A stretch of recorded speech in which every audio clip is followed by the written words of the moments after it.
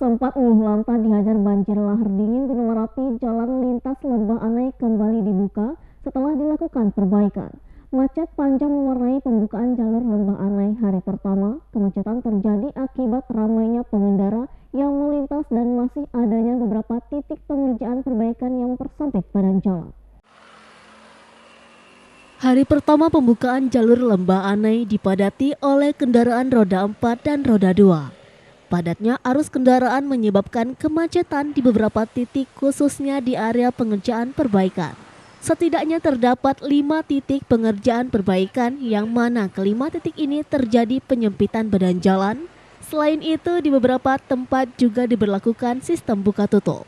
Kasat Lantas Polres Padang Panjang, Ibtu Afrizal Sahar, tidak memungkiri kemacetan yang terjadi juga disebabkan oleh kendaraan berbadan lebar yang melintas. Meski demikian, dalam beberapa hari ke depan akan ada evaluasi pasca pembukaan jalur Lembah Anai ini. Jadi hari ini jalur Lembah Anai secara resmi kita buka. Dan dari pantauan kita untuk arus lalu lintas cukup padat.